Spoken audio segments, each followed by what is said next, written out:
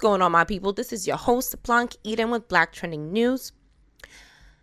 Go ahead and check out my previous episode I did on the child sex abuse and trafficking and prostitution that's happening in Gambia as we sleep at night. It led me to want to talk about the types of sex offenders that exist in this crazy, sick-ass world, and to educate mothers and fathers about these sick perverts and what to look out for and the type of people they are. They could be somebody who you're dating. Usually they're family and friends that are close to you that try to do things to get into your family, and you might not even notice it. So let's get right into it. So there's two different types of molesters.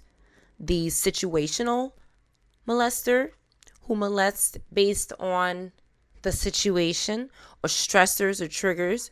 And then there's the preferential molester, who is primarily attracted to children. The molester you're more likely to run into, or your child may run into, that you need as a parent to, and your children need to look out for, and what you need to be talking to your children about looking out for. The situational molester is not primarily attracted to children for sexual gratification.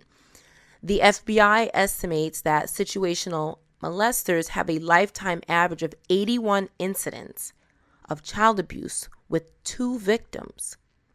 Situational molesters have adult sex partners but seek out children for sexual activity for a variety of reasons. Some patterns are, the first being repressed. This type of molester has low self-esteem and poor coping strategies. He or she will turn to children when stressed. Repressed molesters often abuse their own children or coerce another child into sexual activity.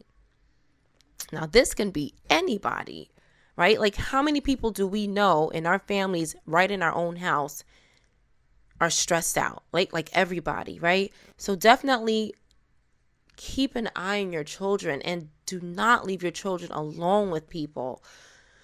Please understand that people that want to spend time alone with your children, you need to really trust that person and know for a fact that they're not going to do anything. Somebody who's always wanting to spend time with children and they're an adult, you really got to keep a close eye on people like that. Just keep a close eye on them.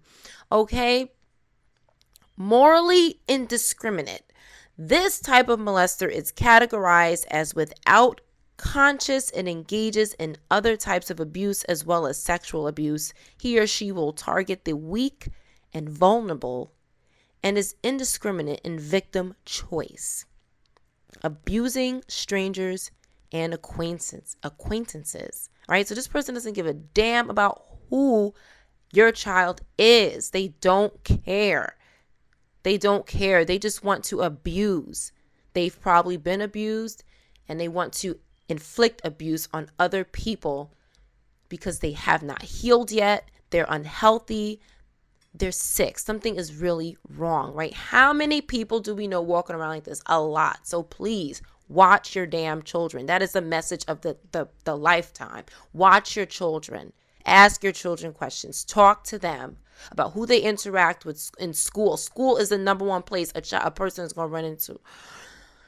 Sexually indiscriminate, right? This behavior of this type of molester is most similar to a sex addiction. Variety of sex activity appears to be the goal. A variety of sexual activity appears to be the goal for this person. They want to screw fruits, vegetables, cows, animals, children, right? Anything. They're just sick. They want to stick it in any and everything, okay? Something's wrong.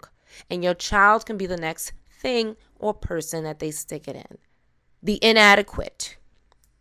The inadequate molester is the sex offender who least resembles social and behavioral norms. He is characterized as a social misfit, an isolate who appears unusual or eccentric. He may be mentally ill and prefers non-threatening sexual partners, right? So this is the person that's grew up being picked on. He's odd, but he's horny, right? Or she, excuse me. They prey on children because children will not judge them. They know that a child is innocent and has no clue about what they're about to get into. Hopefully they won't ever have to encounter somebody like this, but there are people out there. You must keep your eyes peeled like bananas all the time. All right? Now, the preferential molester is primarily attracted to children and are the most dangerous category of child molesters. The FBI reports that they have a lifetime average of 282 incidents of abuse with an average of 150 victims. The preferential molester is who is highly skilled at grooming, is deceptive, and committed to a lifestyle of seducing children. This group of sex offenders tends to have more professionals with higher incomes. They engage in activities that are predictable and ritualized.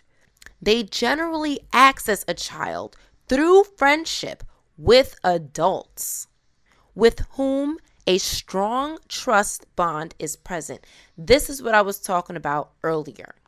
These nasty perverts know the only way to get to your child is through you. And if your eyes are not peeled, if your ears are not wide open and looking for this individual, God knows what can happen to your child when you are not looking. Okay? They will give you money, anything that they have to be alone with your child. They are sick ass motherfucking people. The victim do not disclose, and no one ever knows. In these situations, the child sees no escape. Types of preferential molesters include seducers. This type courts a child over a time period. They often have multiple victims simultaneously, perhaps all from the same ball team, school class, or neighborhood. He is a player, okay? He's a perverted player. He wants to play the field. He wants more than one. Can't commit. Sick ass motherfucker. Okay? Then we have the introvert. This type is similar to the inadequate situational molester. Interpersonal skills are lacking, and they target the least resistant child, the youngest and most vulnerable. If you have a child that are any of these three things, not resistant, very young, and very vulnerable, you need to be talking to your child about these kind of people. There are children that don't speak up, that take bullying. That's the kind of victim that they want. Somebody who's not going to tell them no. The introverted type may spend time with children but not engage in direct touching sexual activity. They may masturbate while watching children or expose themselves to children. Disgusting. Disgusting. I didn't even want to read that. It's so fucking nasty. Okay? That's still child abuse. And that poor child is suffering watching that piece of shit do that to them. Okay? The sadistic. This is the most dangerous type of child offender. Their goal is sexual activity with a child plus the infliction of pain, both emotional and physical. This is the offender who kidnaps, abuses, and then kills a child. This is the least common type of child molester, and they have the fewest number of victims. Now, here are some characteristics that you as a parent need to look out for, and you as a parent need to be talking to your children about, because they don't know what we know. So we need to educate them. And we need to tell them, this is what you need to look out for. You need to be having these conversations as early as 3 or 4 years old. Of course, on a more watered down level than I am having with you as an adult. But you need to be having these conversations with your children. You need to be talking to them about their body, their private parts, what people are not supposed to do. Is somebody doing that? You tell mommy, you tell grandma. You got to have these kind of conversations, or don't be surprised. Don't. Okay, so some characteristics to look out for. Long-term sexual problems. More likely to have been sexually abused as children or grew up in highly sexualized environments, acted out sexually as teenagers, and may have a history of sex-related problems in their adulthood. That's a mouthful, right? But how many of us know men or women like that? A lot. Okay? That's one thing to look out for. Keep people like that away from your children. You better safe than sorry. You don't need to know them. Keep it moving. Often, they do not marry or marry as a cover for their preferred sexual activity, exhibiting low sex drive in marriage, may marry to access partners' children, socially inept with few adult friendships. Come on, people. May marry you to access your children. These fuckers are sick. Sick as hell. Sick as hell. Watch them. Watch your children and talk to your damn children. I can't say nothing else. I gotta keep going. Another characteristic. Hello? Seduction. They are skilled in seduction. They target victims who are needy, neglected, or from home without father figure, then meet the need of the child. They access children through activities involving children or in work or in their neighborhood. They groom the children with affection and attention and through bribery, gifts, and money. Watch and listen. Listen. You can get offended if you want to, but watch the motherfucking grandparents and the fucking aunts and uncles. Watch them. Watch them. Okay? Watch them. That's all I got to say about that. Sexual fantasies involving children. They over associate with children and their homes may be filled with children's toys and games. They often collect or produce child pornography. People, open up your eyes, okay? There are more of these people out in the world than you think. Open your eyes and get the fuck away from them if you know one of these motherfucking people in your life, because this is terrible. This is terrible. All right, now just really quick here. Courts and law enforcement categorize offenders according to risk, okay, of repeating their offense. A common legal typology of offenders is sexually oriented offenders. This type of offender was convicted or pled guilty to a sexual offense, but not categorized as a sexual predator or habitual sex offender. He has to check in with law enforcement on an annual basis for 10 years. Okay, so if you look his or her ass up, you ain't gonna find them under that, but they've been doing stuff, okay? You have to just be observant and ask questions, and you have to be smart.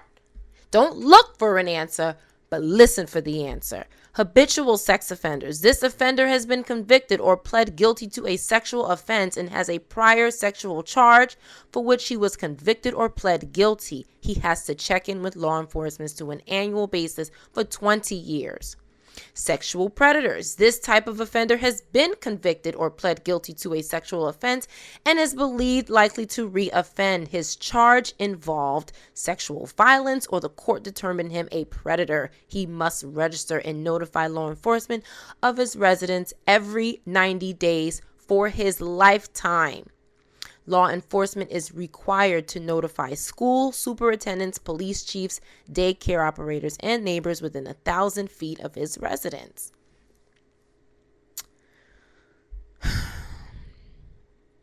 I'm telling you, I think that if you've never been sexually abused, you're a bit naive to the shit that goes on. We are the advocates for children. Adults are advocates for children. Even if you don't have a child, you're still an advocate for a child. If you're a child in a situation, wouldn't you want somebody to be an advocate for you? Right? We have to look out for these things. And we have to talk to our children. That is the number one thing, is talking to the children in our lives about these type of situations, because they can prevent it from happening to them if they know what to do, if they know who to tell, if they know that what's being done to them is wrong. We are the adults that are supposed to be helping them not ever end up in these type of situations and experience this. Especially if you experienced it, it's even more reason to not turn the other cheek and say something. Go ahead and share this video, like and subscribe. I will catch you on the next video. Have a good night and thank you for listening.